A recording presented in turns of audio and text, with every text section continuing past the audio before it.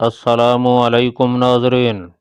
इतना मुझे मेरे तजर्बे ने बताया है कि गुनाह करने से आदमी के अंदर एक आवाज़ मुसलसल आना शुरू हो जाती है जो गुनाह करने वाले को मलामत करती रहती है। आदमी अपने कान बंद भी कर ले तो ये मलामत करने वाली आवाज़ सुनाई देती रहती है, मगर हर पार कौल किसी और ही मिट्टी की बनी हुई थी। मैं उसकी मिट्टी को पहचानता था। चुनाचे मैंने उससे सिख मज़हब और सिख मत के गुरु साहिबान के बारे में बातें शुरू कर दी। इन बातों ने उस पर काफ़ी असर किया। फिर उसके दिल में ऐसा गुदाज पैदा हुआ कि वो बेख्तियार रोने लगी। उसने मुझे अपनी ज़िंदगी की सारी दर्दनाक कहानी सुना दी कि किस तरह वो एक शरीफ औरत बनकर शादी करके घर बसाना चाहती थी, अपने बच्चों की मां बनना चाहती थी, अपने बच्चों को लायक बनाना चाहती थी, मगर जिस माहौल में वो परवान चढ़ रही थी उस माहौल ने और उस माहौल के लोगों ने उसे ऐसी औरत बनने न दिया। मैं कमज़ोर थी, नेकी के काम करने में कमज़ोर थी। मैंने हार मान लिया। हम काफ़ी देर तक इस किस्म की बातें करते रहे। माहौल बिल्कुल ही बदल गया था। मैंने कहा, हरपाल जी अब तुम आराम करो, मैं भी सोने के लिए जाता हूँ। सुबह मुझे जल्दी ट्रेन पकड़नी है।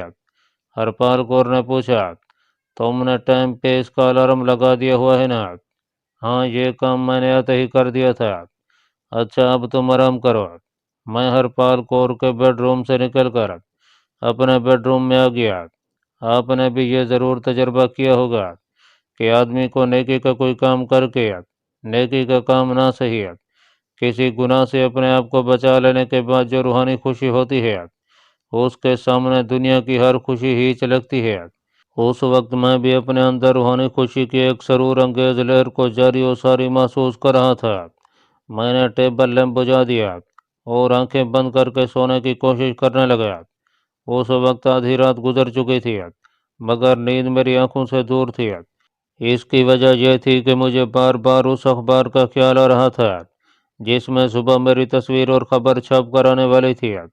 मैं देर तक पलंग पर लेटा यही सोचता रहा कि सुबह जिस वक्त मैं बम्बई एक्सप्रेस में सवार होऊंगा तो उस वक्त शायद अखबार छप कर मार्केट में आ चुके होंगे। कहीं मैं स्टेशन पर ही न पकड़ लिया जाऊं।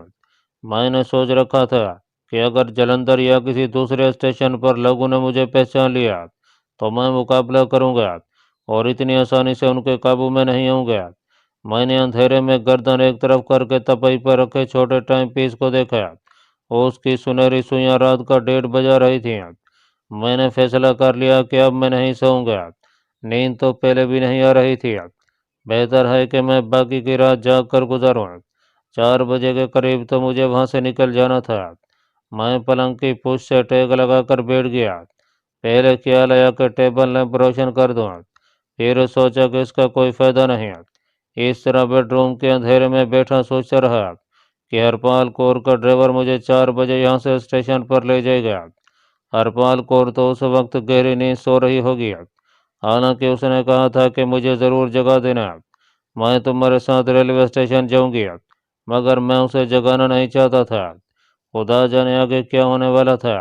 अगर कोई ऐसी वैसी बात हो गई तो कम अज़ कम मैं हरपाल कौर के सामने अपना राज फांस होते नहीं देखना चाहता था। मुझे एक आवाज़ आई। इस आवाज़ पर मैंने यकीन न किया।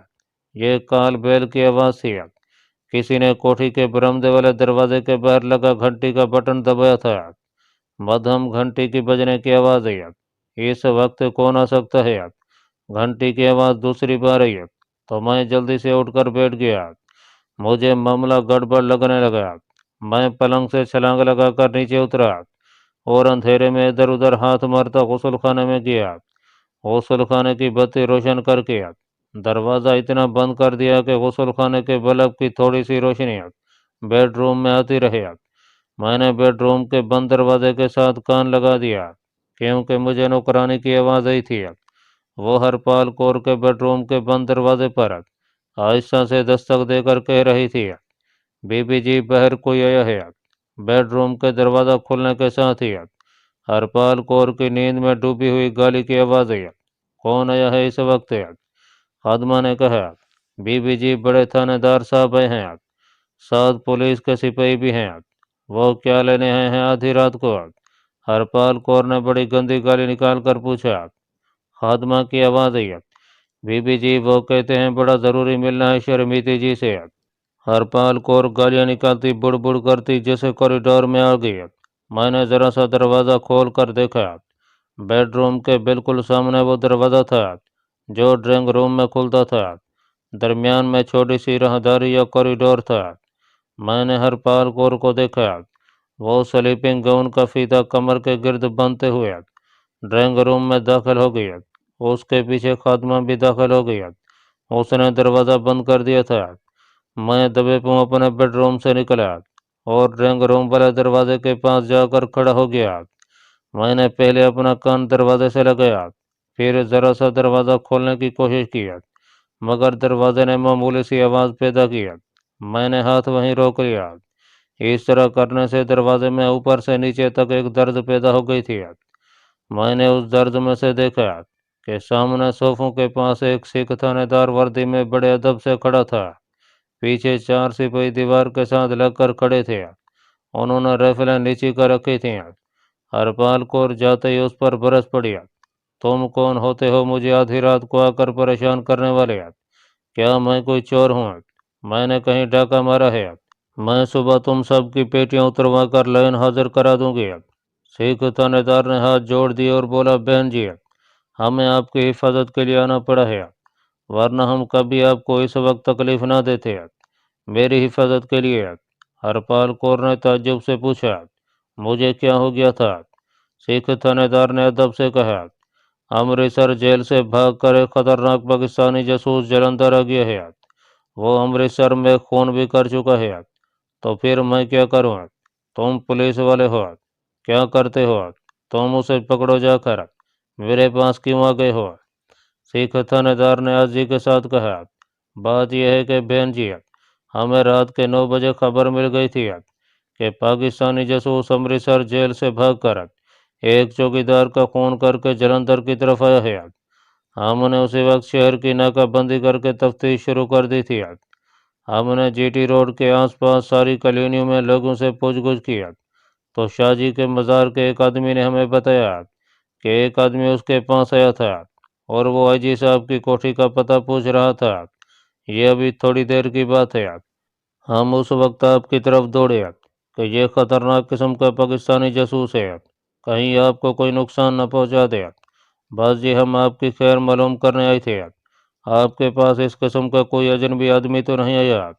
इस दौरान हरपाल कौर सोफे पर बैठ गई थी और सिख थानेदार की बातें बड़े गौर से सुन रही थी।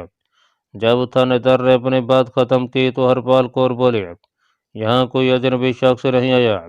अगर आता तो मेरा चौकीदार उसे कभी अंदर घुसने न देता। थानेदार उसी तरह दब से खड़ा था। कहने लगा, बहन जी, वो जेल तोड़कर और कत्ल करके भागा है। वो दीवार फांद कर भी अंदर आ सकता है। हरपाल कौर ने गुस्से में अगर कहा, अगर आता तो मैंने कोई चूड़ियां नहीं पहनी हुई, मैं सिख नहीं हूँ, मेरे पास भरा हुआ पिस्तौल भी है, मैं उसे वहीं शूट कर देती। अब जाओ और शहर में जाकर अपने पाकिस्तानी जासूस की तलाश करो। सिख थानेदार एक कदम पीछे हटकर कहने लगा, मैं आपकी हिफाजत के लिए कोठी के बाहर 2 सिपाही छोड़े जाता हूँ, ये हमारा फर्ज है जी। हरपाल कौर ने सोफे से उठते हुए कहा, ठीक है, तुम अपना फर्ज पूरा करते जाओ और खबरदार आइंदा मुझे इस तरह परेशान किया तो तुम्हारा वो हशर करूंगी कि याद रखोगे। दफा हो जाओ। सिख थानेदार ने और उसके पीछे खड़े चारों सिपाहियों ने सैल्यूट किया और दरवाजे से बाहर निकल गया। मैं भी दरवाजे से हटकर दबे पांव राहदारी से गुजरता अपने बेडरूम में आ गया। अब मैं इस इंतजार में था कि अगर हरपाल कौर को शक पड़ गया होगा कि अमृतसर जेल से भागा हुआ पाकिस्तानी जासूस मैं ही हूँ, तो वो ज़रूर मेरे कमरे में आएगी। वो बड़ी साफ साफ बात करने वाली औरत है। वो आते ही मुझसे पूछेगी कि क्या मैं ही पाकिस्तानी जासूस हूँ। मैं इसके जवाब में क्या कहूँगा? बस मैं इसी उलझन में फंस गया था। मामला खराब हो चुका था।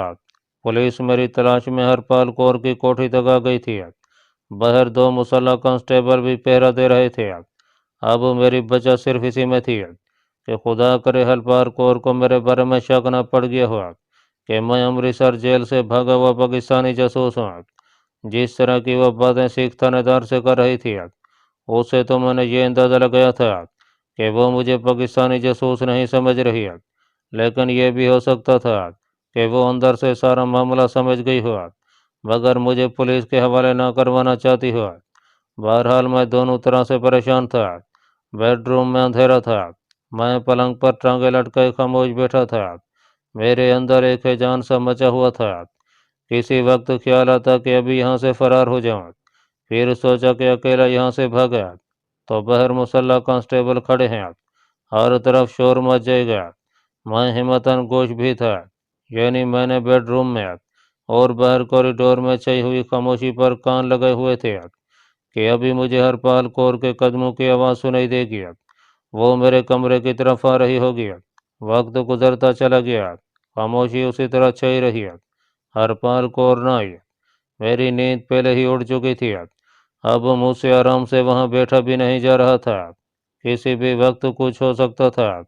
बहुत मुमकिन था कि सिख थानेदार ने कोठी के चारों तरफ कुछ दूसरे सिपाही भी अंधेरे में फैला दिए हों, जो कोठी के आसपास की निगरानी कर रहे हों। पुलिस वाले अमक नहीं होते। मैं हैरान था कि मज़ार शरीफ के मुतवल्ली ने थानेदार को ये क्यों बता दिया कि एक आदमी आईजी पुलिस की कोठी के बारे में पूछ रहा था। वो मुसलमान था। मैं भी मुसलमान था। फिर ख्याल आया कि मुतवल्ली तो जलंधर में था। वो दरिया में रहकर मगरमच्छ से पैर नहीं डाल सकता था। यह भी हो सकता था कि पुलिस ने अपना कोई आदमी वहां मुतवल्ली बनाकर रख छोड़ा हो, ताकि अगर कोई भूला भटका पाकिस्तानी जासूसा निकले तो पुलिस को इतला मिल जाए। क्योंकि ये तो हकीकत है, और इस हकीकत से इंडिया पाकिस्तान दोनों मुल्क बाखबर हैं कि भारत में पाकिस्तान के जासूस हैं और पाकिस्तान में भारत के जासूस किसी न किसी भेष में मौजूद रहते हैं। ये हर मुल्क का हक होता है, और इसलिए बाकायदा असूल और जवाब बने हुए हैं कि अगर किसी दूसरे मुल्क का जासूस पकड़ा जाए तो उस पर बाकायदा मुकदमा चलता है और उसे साल 2 साल के लिए जेल में डाल दिया जाता है। मैं अजीब कश्मकश में मुब्तला हो गया था। कभी पलंग पर बैठता, कभी उठकर अंधेरे में कमरे में इधर उधर टहलने लग जाता। घड़ी रात के 2:15 बजा रही थी। पूरे 3:45 का मैंने अलार्म लगा रखा था। ये धड़का भी लगा था कि अभी हरपाल कौर आ जाएगी और मुझसे पूछेगी कि क्या मैं वाकई पाकिस्तानी हूँ। मुझे और कुछ ना सूझा तो मैंने जल्दी जल्दी पतलून कमीज और जूते पहन लिया।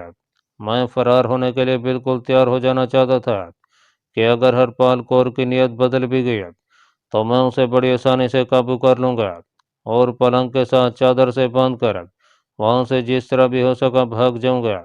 बम्बई एक्सप्रेस का टिकट मेरी जेब में था। एक परेशानी ये भी अपनी जगह पर मौजूद थी कि जलंधर पुलिस रेलवे स्टेशन पर मौजूद होगी।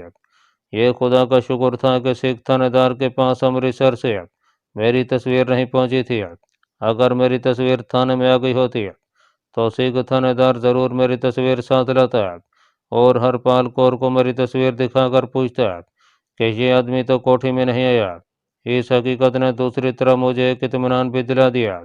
अगर थाने में मेरी तस्वीर अभी तक नहीं पहुंची थी तो जाहिर है जलंधर के अखबारों के दफ्तरों में भी मेरी तस्वीर नहीं आई होगी। चुनाचे कम अज कम जलंधर के अखबारों में सुबह मेरी तस्वीर नहीं छपेगी, लेकिन अमृतसर के अखबारों में मेरी तस्वीर का छपना यकीनी अमर था। और अमृतसर के अखबार जलंधर सुबह 10 बजे तक पहुंच जाते थे। हरपाल कौर अभी तक मेरे बेडरूम में नहीं आई थी।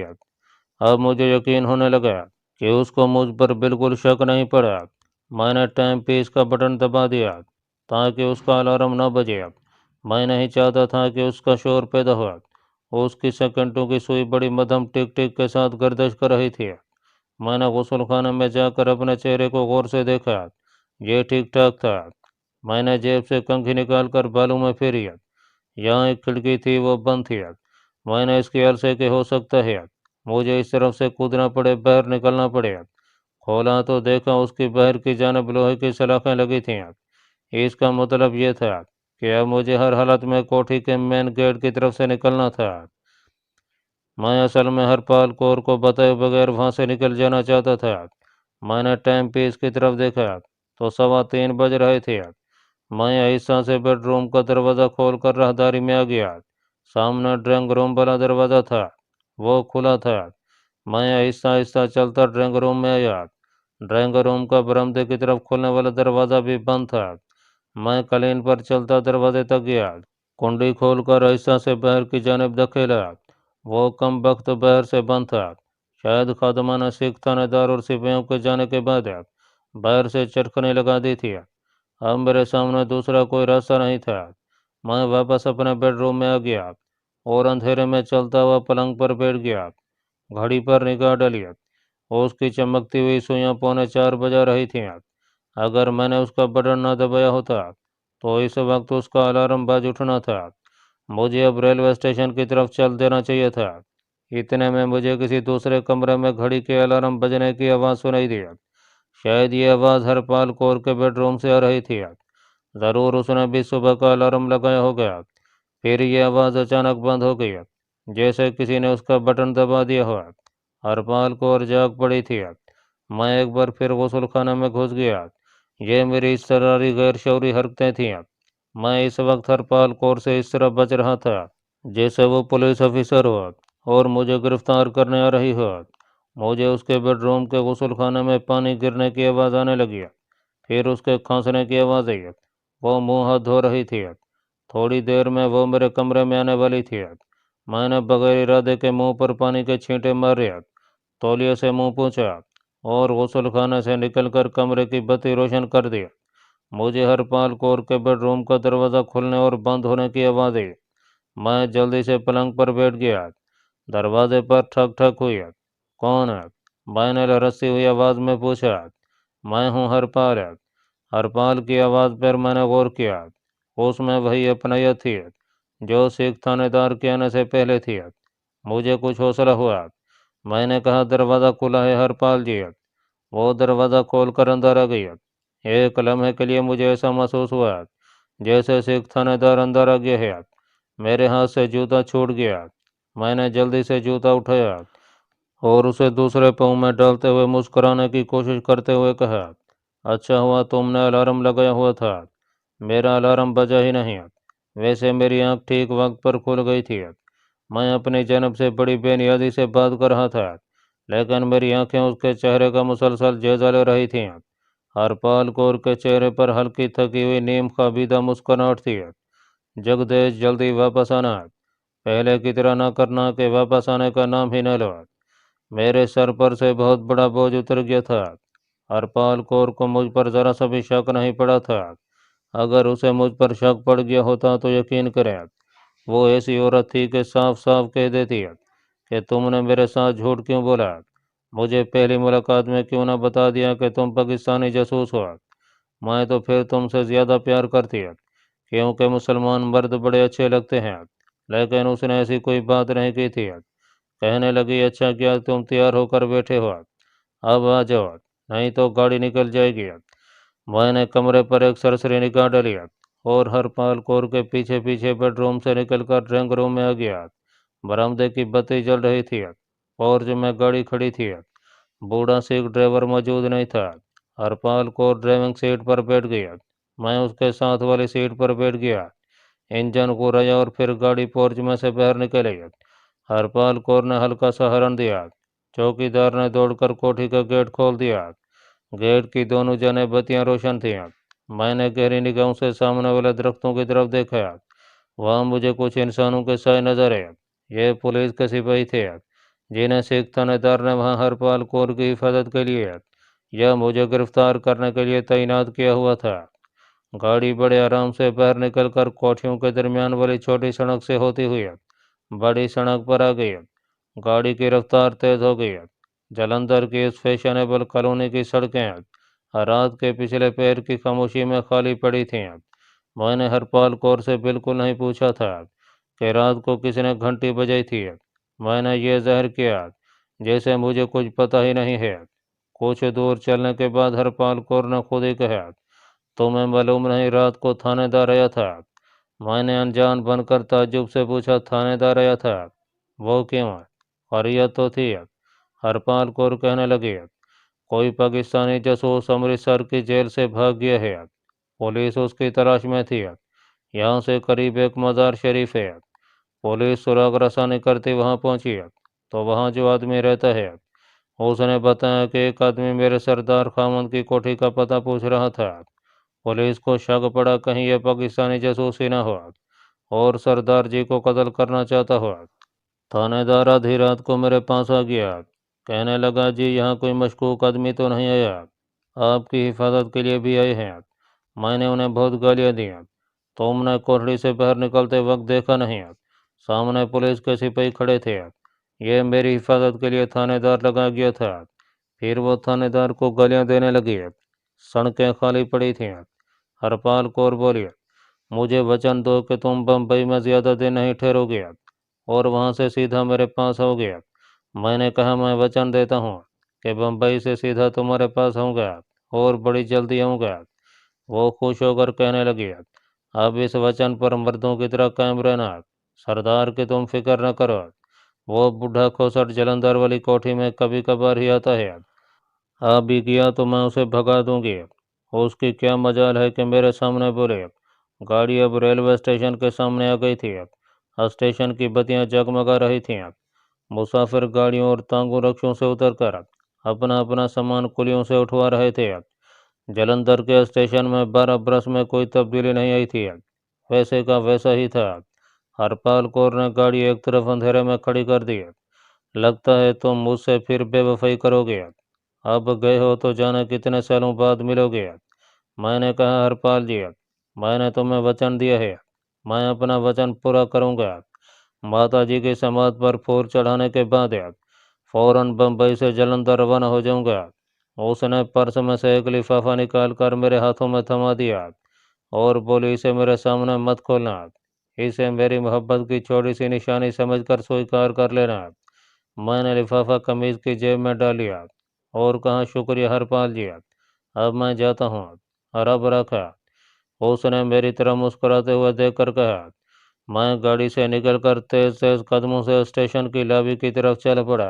मैंने एक लम्हे के लिए भी पीछे मुड़कर न देखा कि हरपाल कौर की गाड़ी वहां खड़ी थी या नहीं। अब मेरी सारी तवज्जो आगे की जानिब थी। रेलवे पुलिस का कोई आदमी अभी तक मुझे दिखाई नहीं दिया था। लॉबी के अंदर आगे जाकर प्लेटफार्म का गेट था, जहाँ एक टीटी कुर्सी पर बैठा मजे से सिगरेट पी रहा था। मैंने उसे बम्बई एक्सप्रेस का टाइम पूछा। उसने बेनियादी से कहा, बस आने वाली है। मैंने पूछा, लेट तो नहीं है महाराज? उस शख्स ने कहा, हो सकता है लेट हो, अमृतसर से तो ठीक वक्त पर चली